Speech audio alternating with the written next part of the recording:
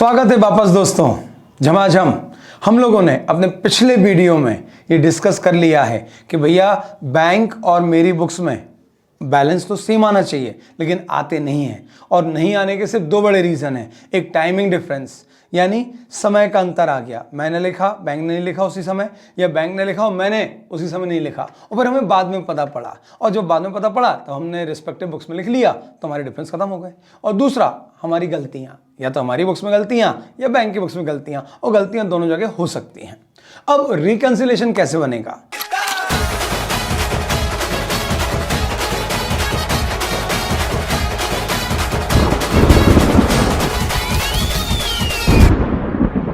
तो मालिक, रिकंसिलेशन बनाने के लिए हमारे पास दो विकल्प हैं। We have two alternatives available to prepare the reconciliation statement. पहला है जब हम रिकंसिलेशन बनाएंगे without preparing any adjusted cash book, जो रियल लाइफ में कभी नहीं होता, बस वो थ्योरेटिकली है, यानी री को बना दो बिना एडजस्टेड कैश बुक बनाए। और दूसरा कि पहले एडजस्टेड कैश बुक बनाओ, जितने डिफरेंस खत्म किए जा सकते हैं पहले उन्हें खत्म करो, और फिर उसके बाद वो डिफरेंस जो खत्म नहीं किए सकते फाइनली उन्हें लेकर रिकंसिलेशन स्टेटमेंट प्रिपेयर किया जाए। अब सरकार एक बार फिर से रिकैप करते हैं कि डिफरेंस के रीजन क्या है, समझिएगा। तो पहला रीजन, मेरी बुक्स में एंट्री हो गई, बैंक की बुक्स में नहीं हुई। और ऐसा नहीं है कि बैंक कोई आलस कर रहा था इसलिए एंट्री नहीं हुई, बैंक का एक सिस्टम है, उस सिस्टम में जब तक चेक नहीं आएगा तब तक एंट्री नहीं होगी। ठीक है सरकार, तो अब वो एंट्री कोई गलती है या टाइमिंग डिफरेंस है? टाइमिंग डिफरेंस है, तो समय के साथ वो गलती अपने आप ठीक हो जाएगी? बोले हाँ हो जाएगी। जैसे ही वो चेक बैंक तक पहुंचेगा, बैंक एंट्री कर लेगा, डिफरेंस खत्म हो जाएगा। क्या वो एंट्री जो बैंक को करना बाकी है, क्या वो हम कर सकते हैं? नहीं, हम कैसे करेंगे सर? हमने अपनी बुक्स में एंट्री कर ली, हाँ मालिक कर ली, एब्सोल्युटली कर ली। बैंक के पार्ट पर एंट्री बाकी है और वो एंट्री बैंक ही करेगा, हम नहीं कर सकते, हम उसके लिए ऑथराइज नहीं है। नहीं तो हम गए और बैंक में 4 round done done done done करे और बोले एंट्री करना है। बैंक वाले सोचे यार कि यार आदमी तो कुछ लेने आया था, वो बोले एंट्री करके चला गया, पक्का सीए का स्टूडेंट है ना, समझो यार। तो वो एंट्री जो है वो बैंक के पार्ट पर पेंडिंग है और बैंक ही करेगा। दूसरा था हमारी गलतियाँ। हमारी गलतियाँ हमने अपनी बुक्स में करी हैं, तो सुधारेगा कौन? सरकार। जब गलती हमने करी तो सुधारेंगे तो हम ही, तो वो गलती हम सुधार सकते हैं। अच्छा, अगर लेकिन यही गलतियां बैंक ने करी हैं तो हम बैंक को इन्फॉर्म कर सकते हैं मालिक कि मालिक आपने गलती करी। जनरली नहीं होती, लेकिन फिर भी अगर आपने कर दी है तो ठीक है, आपको अपनी बुक्स में वो गलतियां ठीक करना पड़ेंगी। और इसके अलावा ट्रांजैक्शन जो बैंक में रिकॉर्ड हो गए और हमारी बुक्स में रिकॉर्ड नहीं हुए। अच्छा, बैंक में रिकॉर्ड हो गए, सही हुए क्या? बोले हाँ। क्या ये ट्रांजैक्शन 31 मार्च या उसके पहले रिकॉर्ड हो गए थे बैंक की बुक्स में? आंसर आया हाँ। मतलब ये ट्रांजैक्शन ऐसे हैं जिनसे हमारा बैंक बैलेंस बढ़ा है, खर्चे या इनकम बढ़ी है। हाँ सरकार, बिल्कुल ऐसा है, बस हमें पता नहीं थी, अब पता पड़ गई। बोले हाँ, तो फिर अपना फर्ज बनता है कि वो सारे ट्रांजैक्शन जो 31 मार्च या उसके पहले हो चुके हैं, बस हमें पता नहीं थे, अब पता पड़ गए, तो अब हम उन्हें, भाई अपन बोलते हैं ना सुबह का भूला शाम को करा जाए, बस वही है। तो अब शाम को हम एंट्री कर लेना ताकि हम भूला ना कहलाएं। एब्सोल्युटली। तो हमें दो चीज़ों को ठीक करने का अवसर मिल रहा है by preparing an adjusted cash book. Adjusted cash book के माध्यम से हमें दो चीज़ें ठीक करने का मौका मिल रहा है।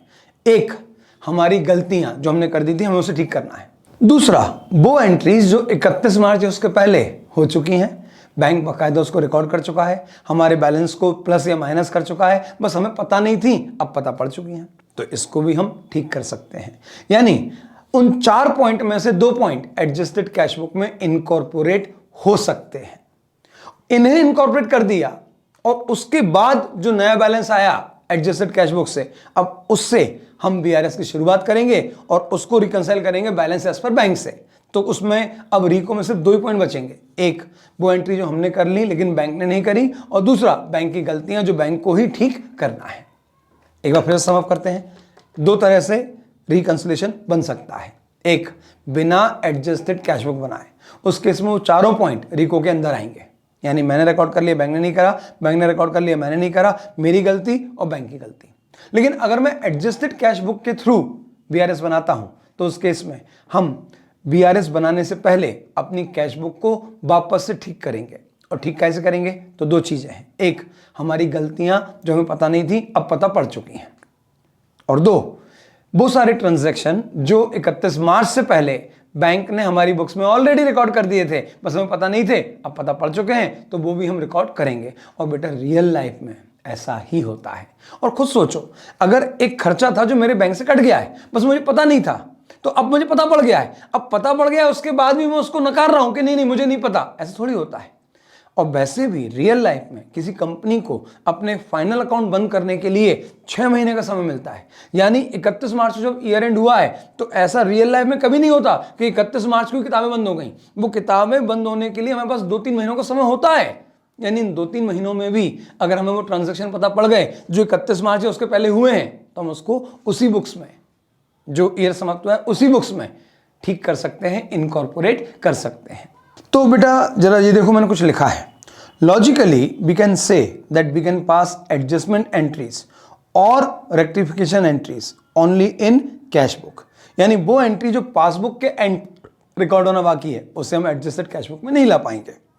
सो we can't pass any entry in bank books, bank की बुक्स में हम एंट्री नहीं कर सकते हैं, as they are not in our control, क्योंकि वो हमारे कंट्रोल में नहीं है। और we can say that we are not authorized to pass any entry in bank books, we are authorized to pass entry in our books, हम अपनी books में एंट्री कर सकते हैं, बैंक की बुक्स में एंट्री तो बैंक के लोग करेंगे। So in adjusted cash book we can adjust point number 2 and 3। सरकार, ये पॉइंट नंबर 2 क्या थे? एरर इन कैश बुक, और 3 था recorded in passbook but not recorded in cash book. ठीक है सरकार, तो पहला point transaction recorded in passbook but not in cash book. अब इसके एग्जांपल क्या क्या होंगे सुनो। बैंक ने ईयर एंड से पहले बैलेंस कम या ज़्यादा कर दिया, लेकिन हमें उस समय पता नहीं पड़ा, लेकिन अब पता लग गया है और अभी किताब बंद होना, बैंड नहीं लिखा वो बंद है, बंद होना बाकी है, पिक्चर अभी बाकी है मेरे दोस्त। और दूसरा एरर इन कैश बुक, मतलब हमारी गलती, क्योंकि ये अभी भी हमारे कंट्रोल में है कि हम अपनी उस गलती को ठीक कर सकें। तो मालिक, अगर हम एडजस्टेड कैश बुक बना के फिर बीआरएस बनाएंगे, तो पहले हमें पॉइंट नंबर 2 और 3 जो 4 पॉइंट थे उसमें से ये 2 पॉइंट पहले एडजस्ट करने होंगे। अब सोचो क्या क्या हुआ होगा, तो बहुत सिंपल है। You will start with opening balance, basically balance given in the cash book. तो अब लॉजिकली सोचो कि एडजस्टेड कैश बुक में क्या क्या आएगा। तो सबसे पहले आप शुरू करोगे balance as per cash book, bank column. अगर पॉजिटिव बैलेंस है आपकी किताब के हिसाब से तो डेबिट में आएगा टू बैलेंस ब्रोट डाउन, और अगर ओडी है आपकी किताब के हिसाब से तो क्रेडिट में बैलेंस आएगा, ऐसे liability asset debit, liability credit, by balance brought down. ठीक है, अब एरर ठीक करते हैं। तो एरर कैसा, बहुत सिंपल है। 1250 रुपए से एंट्री करनी थी, 1525 से कर दी या 1550 से कर दी, तो 300 रुपए से डिफरेंस आ रहा है। हाँ सर, अब ये 350 रुपए का डिफरेंस किस चीज का है? अगर ये पेमेंट का है, यानी हमको पेमेंट कम लिखना था, हमने ज्यादा लिख दिया तो हमारा बैलेंस घट गया। अब बैलेंस घट गया तो क्या करना पड़ेगा? ठीक करने के लिए बढ़ाना पड़ेगा। बैंक बैलेंस कब बढ़ेगा? जब डेबिट करेंगे, तो डेबिट में एंट्री आ जाएगी। अब इसी का उल्टा अगर पेमेंट साइड एक अमाउंट लिखना था, मान लो 100 रुपए, और उसको 110 रुपए लिख दिया, तो इससे क्या हो गया?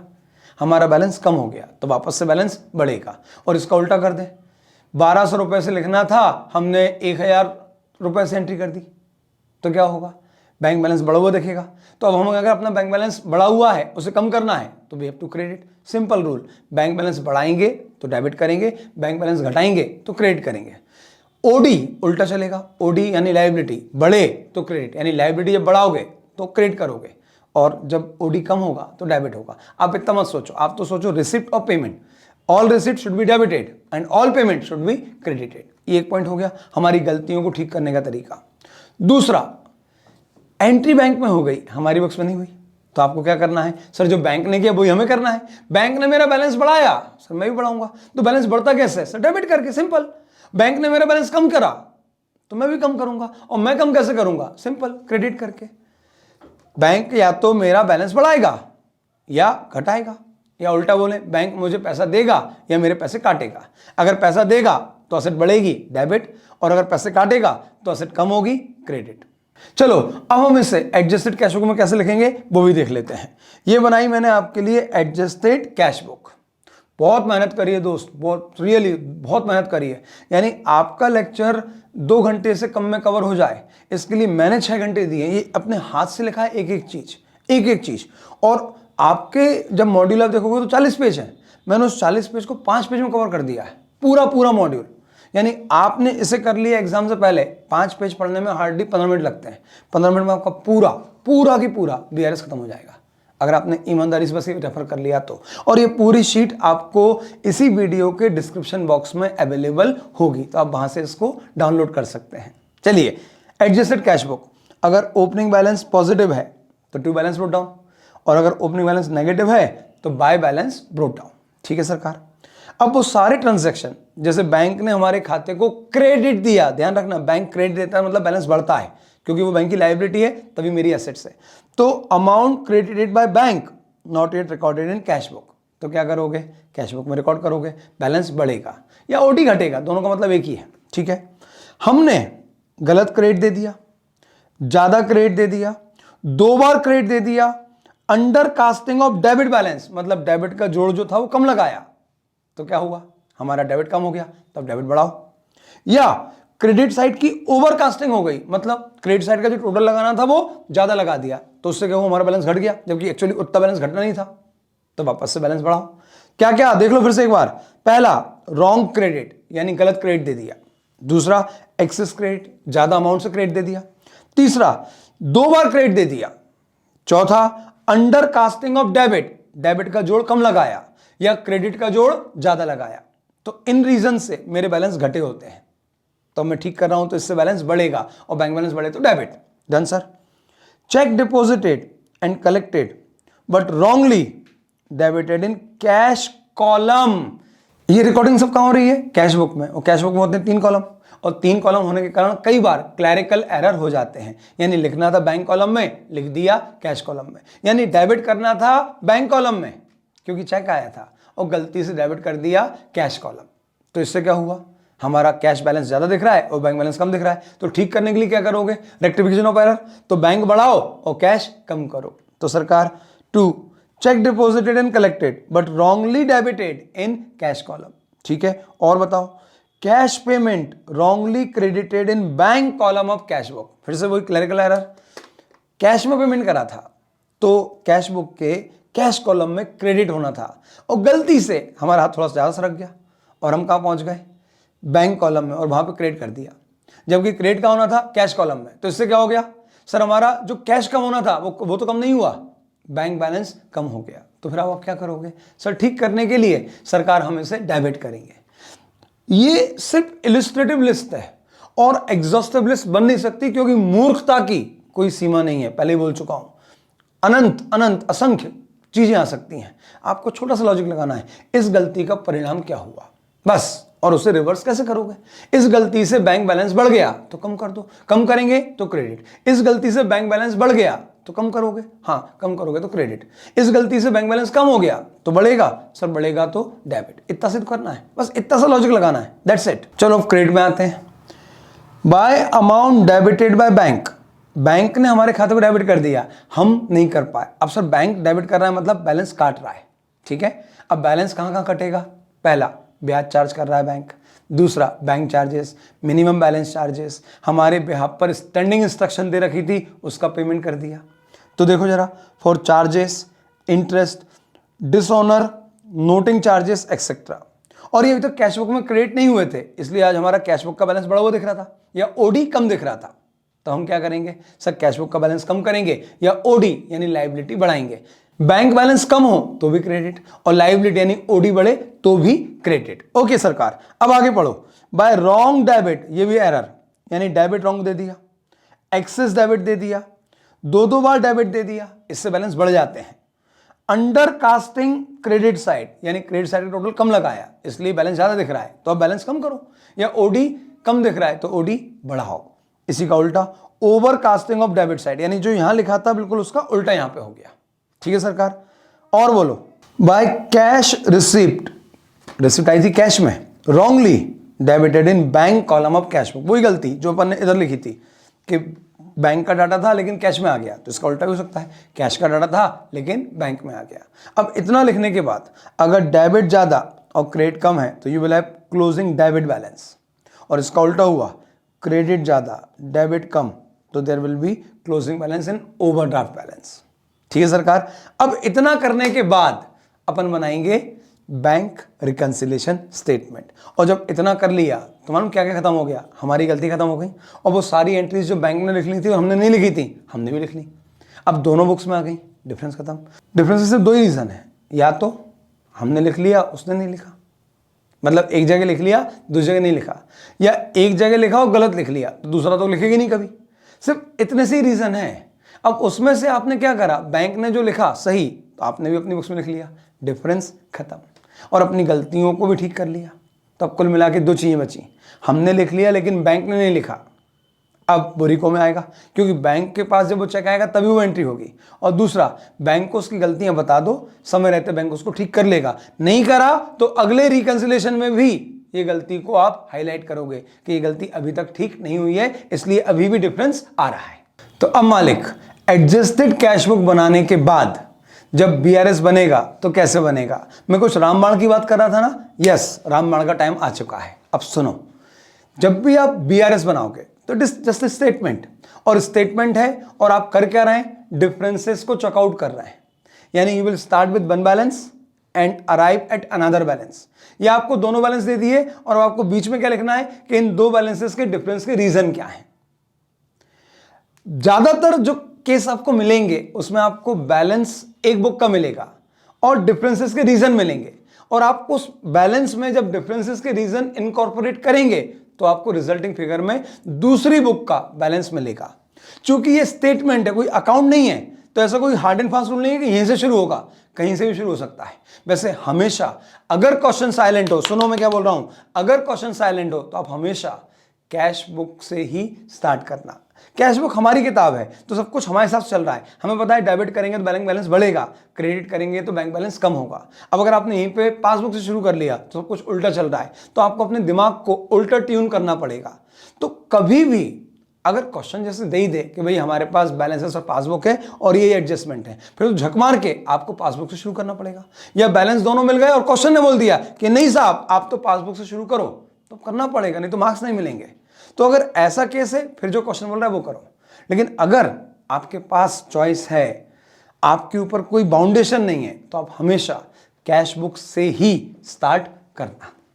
अब रामबाण सुनो, स्टार्ट करा हमने मान लो कैश बुक से, जैसे मैंने ये लिख दिया balance as per cash book, क्या बोलते हैं इसको, स्टार्टिंग पॉइंट।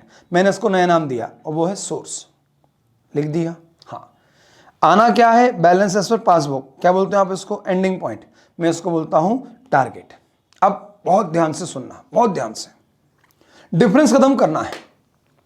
और डिफरेंस खत्म करना है तो इसके लिए मेरे पिताजी ने मुझे बड़ी अच्छी बात बोली शादी के बाद, जबरदस्त बात बोली, और मैं उसको अभी तक फॉलो कर रहा हूँ। बढ़िया, 14-15 साल हो गए शादी को, बस 15 साल होने वाले हैं अगले महीने, और बढ़िया सुखी पूर्वक चल रहा है अपना। झगड़ा 24 घंटे ज़्यादा होते ही नहीं है, क्योंकि हर बार सॉरी मैं ही बोल देता हूँ, खत्म। गलती उसकी है तो भी सॉरी मैं ही बोलूँगा, और गलती मेरी है तो फिर सॉरी मुझे बोलनी है। तो सिंपल सा साहब, सॉरी बोलने में कंजूसी मत करो। सर पिताजी ने क्या बोला था वो बताओ, काम की चीज़ ये है कि अगर जीवन में सुखी रहना है तो दो ही तरीके हैं, या तो उसको अपने जैसा बना लो, या तो उसको अपने जैसा बना लो, या उसके जैसे बन जाओ, और कोई तरीका नहीं है जीवन में सुखी होने का, इसके अलावा कोई तीसरा तरीका नहीं है। और रिकंसिलिएशन का भी यही तरीका है, या तो उसको अपने जैसा बना लो या उसके जैसे बन जाओ। ठीक है, अब यहां पे आप समझना मेंटेलिटी, ये मैं हूं और ये मेरी मैडम है। अरे यार, मैडम थोड़ी ज़्यादा सुंदर है मेरे से, मतलब मैं तो सुंदर हुई नहीं, मैडम ही सुंदर है। ठीक है, तो अब मैम है तो बिंदी भी लगाएंगी, ये बिंदी लगा दी उन्होंने, देखो कितनी सुंदर है ना। हाँ, फिर मैं तो बोल ही रहा था। अब ये मेरी मैडम है और ये मैं हूँ। ठीक, सुनना, वैसे पिताजी ने क्या बोला था, या तो उसको अपने जैसा बना लो या उसके जैसे बन जाओ। शादी के 3-4 साल बाद समझ में आ गया आप उसको अपने जैसा नहीं बना सकते, तो आपको उसके जैसे ही बनना पड़ेगा। मैंने पहले बोल दिया, गलती किसी की भी हो सॉरी मैं ही बोलूँगा। 24 घंटे में विवाद समाप्त और सुखमय वैवाहिक जीवन जीते रहेंगे। ठीक है, तो सुनो, गलती किसी की भी हो सॉरी मुझे ही बोलना है, या तो उसके जैसे बन जाओ या उसको अपने जैसे बना लो। नहीं, आप तो पूरे उसके जैसे बन जाओ। देखो कैसे, गलती इसकी है, मेरी नहीं है तो भी सॉरी कौन बोल रहा है? मैं बोल रहा हूं। और गलती मेरी है तब तो सॉरी मुझे बोलना ही बोलना है। समझो, सोर्स में, सोर्स मतलब जहां से हमने स्टार्ट किया, ये हमारा स्टार्टिंग पॉइंट है और ये हमारा फिनिशिंग पॉइंट है, और जो हमारा फिनिशिंग पॉइंट है ना उसको हम बोलते हैं हमारा फाइनल आंसर। और डियर ऐसा है, final answer is not subject to change. अरे फाइनल आंसर ही चेंज कर दिया तो फिर जीवन में बचा क्या? ये थोड़ी चेंज हो सकता है। तो ये जड़ बुद्धि है, स्थिर है, फिक्स है, चेंज नहीं होगा। तो भैया जिसको चेंज होना है वो मैं ही हूं। अच्छा मैंने गलत गोला लगा दिया, हाँ मैं ही हूं जिसको चेंज होना है। तो मैं क्या करूंगा समझना, मेरी बुक्स में एंट्री हो गई, यानी स्टार्टिंग पॉइंट में एंट्री हो गई, स्टार्टिंग पॉइंट में एंट्री हो गई, वो कुछ भी हो सकता है, कैश बुक या पासबुक। रामबाण दे रहा हूं, सुन लो, बहुत इंपॉर्टेंट है। अगर स्टार्टिंग पॉइंट में एंट्री हो गई और यहां पे एंट्री नहीं हुई तो इसका मतलब ये वाला बैलेंस चेंज हो गया। हाँ, ये बैलेंस चेंज नहीं हुआ। क्या हम इस बैलेंस को चेंज कर सकते हैं? तो आंसर आया नहीं। तो फिर डिफरेंस कैसे खत्म होंगे? आप यहां पे तो एंट्री कर नहीं सकते। तो यहां जो हुआ सोर्स में जो हुआ उसको रिवर्स कर दो, उसको पलट दो। जैसे मैंने चेक इशू किया तो मैंने अपना बैलेंस कम कर लिया, लेकिन वो चेक बैंक तक नहीं पहुंचा। तो आप समझना क्या हुआ, सोर्स ने बैलेंस कम कर लिया लेकिन टारगेट ने बैलेंस कम नहीं करा। क्या आप टारगेट का बैलेंस कम कर सकते हैं? नहीं। तो डिफरेंस कैसे खत्म होगा? सोर्स तुमने जो बैलेंस कम किया था उसे वापस से बढ़ा लो।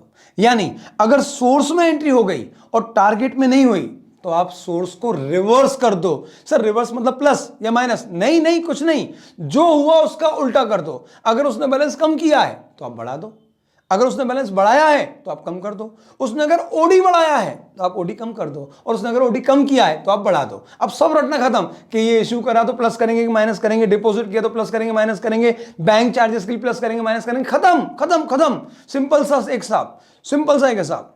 एंट्री कहां हुई? पहला सवाल। अगर एंट्री सोर्स में हुई है और टारगेट में नहीं हुई तो डिफरेंस खत्म करने के लिए आप टारगेट में एंट्री कर नहीं सकते, तो फिर सोर्स में उसका प्रभाव रिवर्स कर दो। तो अब दोनों जगह से एंट्री हट गई। भाई डिफरेंस खत्म कैसे होंगे? या तो दोनों में आ जाए या दोनों से हट जाए। अब टारगेट में तो आ नहीं सकता तो सोर्स से भी हटा दो। तो ये वो ट्रांजैक्शन है जिसका इंपैक्ट दोनों बुक से हट गया तो डिफरेंस खत्म। अब इसका उल्टा, टारगेट में एंट्री हो गई, टारगेट में एंट्री हो गई, सोर्स में नहीं हुई। टारगेट में एंट्री हो गई, सोर्स में नहीं हुई। मैडम ने बोला रात है, था दिन, मैडम ने बोला रात है, मैंने कहा जी मैम बिल्कुल रात है। ठीक है, बोले अच्छे बच्चों की तो सो जाओ। मैंने कहा ठीक है सो जाओ। तो टारगेट में एंट्री हो गई, सोर्स में एंट्री नहीं हुई, डिफरेंस आ रहा है। कैसे खत्म होगा? क्या आप टारगेट से रिवर्स कर सकते हैं? तो आंसर आया सरकार नहीं कर सकते। क्यों? क्योंकि टारगेट तो फिक्स है, वो चेंज नहीं हो सकता। तो अब चेंज क्या होगा? सर जो भी चेंज होना है वो ये होना है। डिफरेंस कैसे खत्म होगा? या तो दोनों में आ जाए या दोनों से हट जाए। टारगेट से हट नहीं सकता तो फिर झक मार के आपको सोर्स में लाना पड़ेगा। तो इसका मतलब जो एंट्री यहां हुई बस वही यहां पे कर दो, डिफरेंस खत्म। टारगेट ने बैलेंस बढ़ाया, आप भी बढ़ा लो। टारगेट ने बैलेंस कम किया, आप भी बैलेंस कम कर लो। टारगेट ने ओडी बढ़ाया, आप भी ओडी बढ़ा लो। टारगेट ने ओडी कम किया, आप भी ओडी कम कर लो। That's it. बिलीव मी, ये रामबाण आप कहीं चला दो, ये रामबाण कहीं चला दो, रिकंसिलिएशन के किसी भी पार्ट पे आपसे आंसर सही आएगा। और मैं आपको भी एग्जांपल देता हूं, पूरे 15 के 15 जितने आप रटते हो, 15 के 15 आपको अभी के भी समझ में आ जाएगा कि हाँ यार बॉस ये तरीका चलता है। जब भी रिको का क्वेश्चन है आपको सवाल ये पूछना है, ऐसे 2 सवाल पूछने हैं। पहला, एंट्री कहां हुई? एंट्री कहां हुई, ये पहला। तो आपको आंसर मिलेगा सोर्स में या टारगेट में। तो अगर आंसर आया सोर्स में हुई तो आप क्या बोलोगे? रिवर्स करेंगे, रिवर्स करेंगे, रिवर्स करेंगे। अच्छा, और अगर टारगेट में हुई तो सर कट, कॉपी और पेस्ट करेंगे। एंट्री अगर सोर्स में हुई, टारगेट में नहीं हुई तो डिफरेंस कैसे खत्म होगा? टारगेट में तो आ नहीं सकती, सोर्स से भी हटा दो तो फिर डिफरेंस खत्म। तो रिवर्स करेंगे। और अगर एंट्री टारगेट में हो गई और सोर्स में नहीं हुई तो डिफरेंस कैसे खत्म होगा? टारगेट में आ चुकी है, अगर सोर्स में भी आ जाए तो डिफरेंस खत्म। तो फिर जो टारगेट में हुआ वही सोर्स में करेंगे। तो यहां देखो एडजस्टमेंट कैसे करना है। सोर्स में एंट्री हो गई, टारगेट में नहीं हुई तो रिवर्स करेंगे। और अगर टारगेट में एंट्री हो गई और सोर्स में नहीं हुई तो फिर कट, कॉपी, पेस्ट कर देंगे और जो भी करना है वो सब सोर्स में करना है। बस इतना सा काम करना है आपको, बाकी कुछ नहीं करना। बिलीव मी, कुछ नहीं, सिर्फ ये 2 लाइनों में आपका रिको खत्म। और ये रिको सिर्फ यहां तक खत्म नहीं होता बॉस, ये तो एक पार्ट हो गया बीआरएस। अभी जब आप इंटर में आएंगे तो आपको एक चैप्टर आएगा reconciliation of profit of cost and financial accounting, तब फिर आपको ये रूल लगेगा। देखो बॉस, ऐसा है कि जो रिकंसिलिएशन की मैंने आपको भी रामबाण दिया ना, वो आपके जीवन भर यूज होगा। जब आप सीए बन जाएंगे तब आप इसको यूज करेंगे बिंदास, और अभी आपकी पढ़ाई के दौरान जब आप इंटर में आएंगे तब एक चैप्टर है कॉस्ट अकाउंटिंग में, reconciliation of profit of cost and financial accounting, वहां पर भी रामबाण बहुत काम आएगा। फिर एक और रिकंसिलिएशन है मार्जिनल और एब्जॉर्प्शन कॉस्टिंग का रिकंसिलिएशन, वहां पर भी रिकंसिलिएशन काम आएगा। यानी ये जो मैंने आपको दिया ये आप बहुत सारी जगह यूज करने वाले हैं। अब देखो, मैंने आपसे बोला था कि एग्जांपल दे रहा हूं मैं आपको कि ये देखो कितना बेहतरीन सटीक बैठेगा, तो हम एग्जांपल डिस्कस कर रहे हैं। पहला example, if we start with cash book, और कौन सा बैलेंस है? डेबिट बैलेंस, यानी डिपॉजिट है। And if we had issued a cheque to a party, और हमने चेक इशू किया है पार्टी को। पहले सोचो, विजुलाइज करो, एंट्री कहां हुई? तो सरकार स्टार्टिंग पॉइंट है कैश बुक, और चेक जब इशू करते हैं तो एंट्री पहले कैश बुक में ही होती है, यानी एंट्री हो गई सोर्स में। अब क्या करोगे सर? रिवर्स करेंगे। अब दूसरा सवाल, इस एंट्री ने क्या किया? तो सर चेक इशू करने से बैलेंस घटता है। ओके, क्या करेंगे सर? बैलेंस वापस से बढ़ाएंगे। पढ़ लो एक बार, this means that we have already reduce the balance of source, but the bank which is our target did not reduce our balance as check were not yet presented for payment, so we will reverse its effect from source, यानी source में reverse करेंगे। अब जो इतनी बकवास करी, एक line में आंसर, एंट्री कहां हुई? सर सोर्स में हुई। उसने क्या किया सर? बैलेंस घटाया, वापस से बढ़ा लो। एक और पढ़ते हैं, if starting point is cash book, cash book starting point है, and we had deposited a cheque. अब जैसे ही चेक डिपॉजिट किया तो बैंक बैलेंस बढ़ गया, यानी सोर्स में बैलेंस बढ़ गया, लेकिन टारगेट में बैलेंस नहीं बढ़ा। क्या करोगे सर? रिवर्स करेंगे, रिवर्स करेंगे, रिवर्स करेंगे। तो रिवर्स क्या करोगे सर? जो हुआ उसका उल्टा। हुआ क्या सर? बैलेंस बढ़ गया, घटा लो, सिंपल। चलो और आगे देखते हैं। स्टार्टिंग पॉइंट मेरा कैश बुक का डेबिट बैलेंस है, लेकिन बैंक ने अपने खाते में कुछ चार्जेस काटे हैं, जैसे normal charges, interest charges, direct payment कर दिया है, कोई पेनाल्टी इंपोज कर दी है, मिनिमम बैलेंस आदि, बाउंसिंग चार्जेस आदि। तो अब एंट्री कहां हुई सर? टारगेट में हुई। ओके, टारगेट में हुई मतलब कट कॉपी पेस्ट करेंगे। हाँ मालिक, अब देखो उल्टा करते हैं। स्टार्टिंग पॉइंट कैश बुक है और मेरे टारगेट ने यानी बैंक ने, पासबुक ने मेरे खाते में से कुछ पैसे काट लिए हैं on account of certain charges, ब्याज, पेनाल्टीज, डायरेक्ट पेमेंट। तो अब फिर से सोचो, एंट्री कहां हुई? तो आंसर है सर टारगेट में।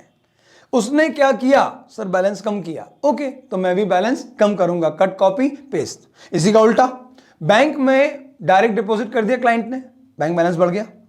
बैंक ने ब्याज क्रेडिट किया, बैंक ने मेरे खाते को गलती से बढ़ा दिया। एंट्री कहां हुई? आंसर आया सर टारगेट में। उसने क्या किया सर? बैलेंस बढ़ाया, डिफरेंस खत्म करना है, तो सर मैं भी अपना बैलेंस बढ़ा देता हूं, डिफरेंस खत्म, क्योंकि दोनों में आ गया। ठीक है ना? तो ऐसे हम ये रिकंसिलिएशन करेंगे। चलिए सरकार, अब हम अगले सेगमेंट में क्या डिस्कस करने जा रहे हैं? सर कुछ डिस्कस नहीं करने जा रहे हैं, अब तो क्रैक करने जा रहे हैं। तो मालिक, कॉन्सेप्चुअल डिस्कशन पूरा हुआ। अब हमने जितना सीखा है उसको अप्लाई करते हुए हम BRS बनाएंगे। और बैंक रिकंसिलिएशन स्टेटमेंट आपके एग्जाम में 4 एग्जाम हुए हैं, मई 18, नवंबर 18, मई 19 और नवंबर 19। मजेदार बात यह है कि चारों एग्जाम में पूछा गया है, यानी कंसाइनमेंट चारों में नहीं आया, लेकिन BRS चारों में आया है। ठीक है, उसमें से एक क्वेश्चन ऐसा है जिसमें एडजस्टेड कैश बुक बनाने को बोला गया था पहले, और फिर उसके बाद BRS बनाना है। तो हम अब नेक्स्ट वीडियो में एग्जाम के उन चारों क्वेश्चंस को एक एक करके क्रैक करेंगे। ठीक है सरकार? तो अब यहां पर एक बार जल्दी से हम ये रिकैप कर लें कि हमने इस वीडियो में क्या क्या डिस्कस किया। सरकार वैसे बहुत ज्यादा डिस्कशन नहीं हुआ, लेकिन फिर भी कुछ तो है। चलो देखते हैं।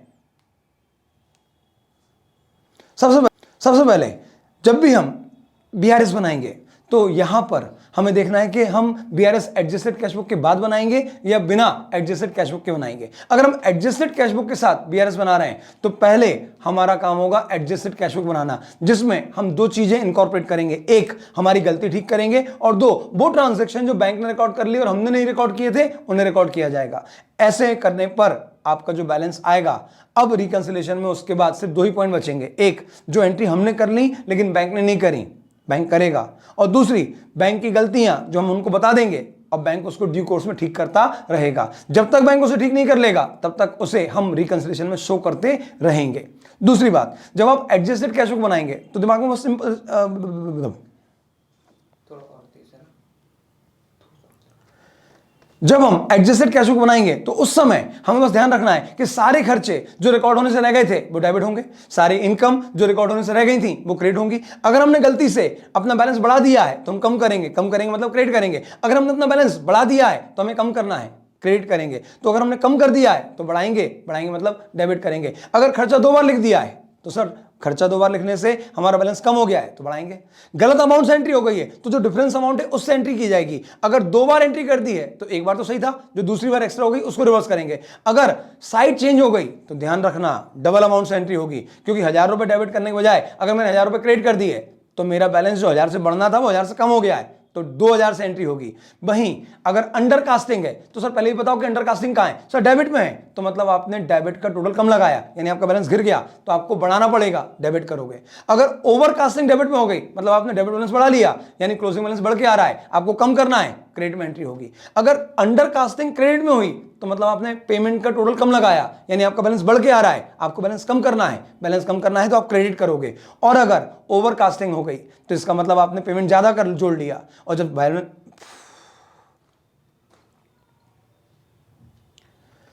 इसका मतलब ये हुआ कि आपने पेमेंट साइड ज्यादा टोटल कर लिया है, इससे आपका बैलेंस कम हो गया है, बैलेंस बढ़ाना है तो आप डेबिट करोगे। इतना करने के बाद फिर आप रिकंसिलिएशन बनाओगे।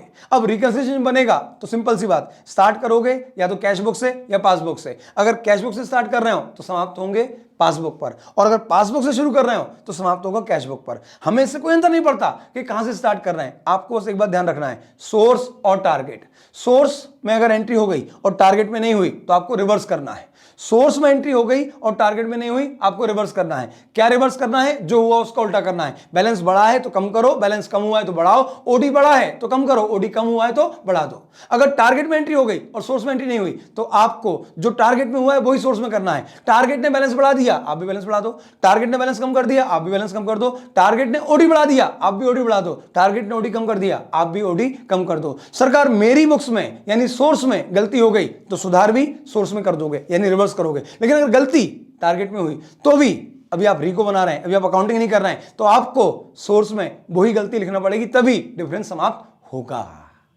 चलिए मिलते हैं अब अगले वीडियो में, और अगले वीडियो में सारे एग्जाम के क्वेश्चन तोड़ फोड़ देंगे। चलिए मिलते हैं, bye bye, take care, love you.